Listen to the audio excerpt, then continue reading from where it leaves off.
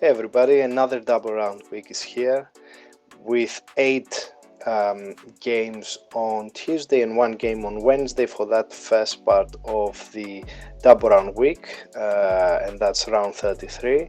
So let's start straight with the results from round 32 around the credit bank and see what are options from there. Starting from the guard position, we do have some quite cheap options. Hazer is getting a lot of minutes and scoring consistently, even in the domestic league, just 5.9 credits. We do have Kalathis as well with 6.1 credits coming from a very good game. And be careful here, Watson is not playing, is injured. But around that valuation now we have Brown with 10.2 on good form and on a good matchup. And for anything around the net 9 credits, Brooks would be a good option as he is again onto his scoring streak. On the players that we have now with a great discount, we have almost a credit discount for Panther. So potentially from the expensive, from not the so expensive but below 14 would be a good option. As always, Francisco Rebrian that around £18 are the standards, but then if you want to spend on something less with a big discount, then Panther could be an option. There are other players here that will have their average like Edwards, so for that reason we cannot really recommend Edwards, as with 11.3 credits you would get something like 11 fantasy points. Moving into forward position, Blossom Game has stepped up his game lately, just below 10 credits. So it's good to remember that James is injured, so Blossom Game takes more on the scoring part of the game for Monaco. We do have some also cheap options here. Para from Barca with just 7 credits. We have 5.4 credits from Lightly, just if you want a filler for your team. And then Wainwright, he's always taking a specific role in the rotation of Hapoel, and just 5.4 credits, but you can see he played 19 minutes and he's consistently getting the minutes. Then on the more expensive side of things, Hayes Davis coming from a very good game with 13.9. And on the other hand, with a good discount of 0.6 credits, Petrusev could be a valid option. Here we have also Biberovic that he had an off game, but now with a discount at 8.5 credits should be still a very valid option for a bounce back game. Moving on then on to the center position, and starting from the discounted ones, we don't see any big opportunities. So here there are a lot of opportunities actually in this list. If we go for the flagships, the expensive ones, Milutinov with 17.6, and also the ability to give more than 20 fantasy points on the next round when players of Olympiacos will give their average, as their game has already happened. We have Kabengele with a good matchup versus Panathinaikos, so 16.2 for the Dubai Center. And then more good options here on good valuations. So Omorui with just 10.2 credits, and also on cheaper options like Silva for Fener with 8.6. And Ebois lately for as well has been very productive, just 6.5 credits. And with that, let's move on and see who is the coach. Before we do that, let's check our results.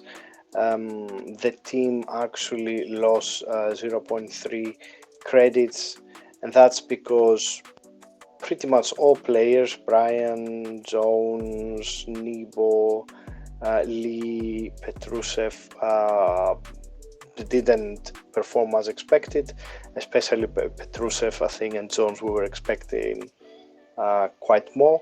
On the other hand, we had, as usual, Vezenkov splashing it as a captain, and Kabengele having a very good showing, Katas 10 points as a coach. But let's move on to the coach for this first part of the double round week. So for this round,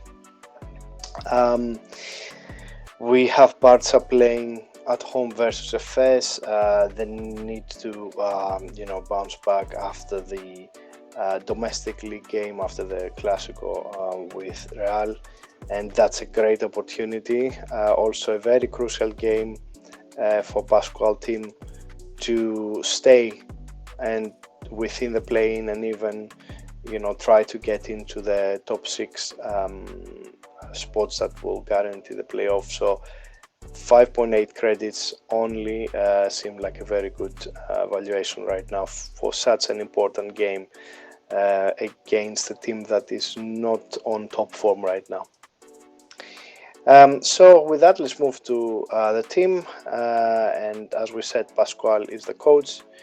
A couple of other trades really happen, with thoughts also on the round 34, when, as I mentioned earlier, Olympiacos players will have the average scoring, the same for players from Paris.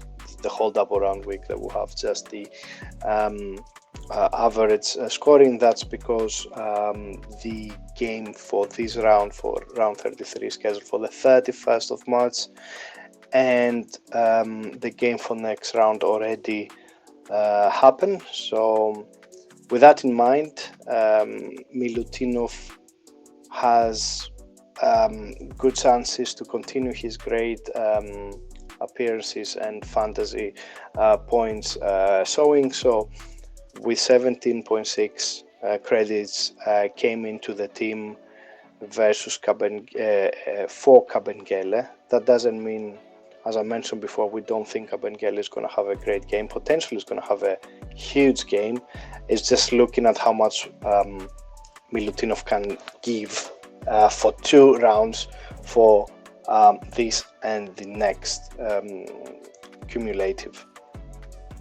Then the Nebo remains the other center of a good matchup perhaps with Monaco, and then Vezenkov is the team captain, and of course, for the reason I mentioned before, he will remain in the team for the next for round 34 as well.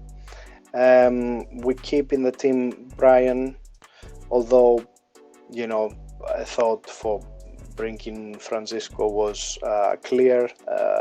Francisco playing at home potentially will have a great game, but with only 3 player trades available as Pascual came to the team now.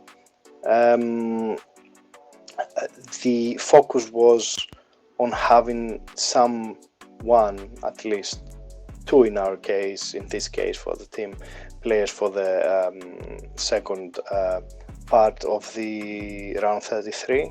So Miller McIntyre and Daikita both in the team for Petrusev and Carly Jones. Again, potentially all of these 3 players that came out will have good games. But if something doesn't go well with our starting 5, then we do have some very decent players to come in and give the team points. And of course, if something goes wrong with Vezenkov, Miller McIntyre will be the captain for turn 2. For this and more options around round 33, you can find us on Real Hoopers Hub website. Enjoy this round, and we shall speak shortly for round 34. See you soon.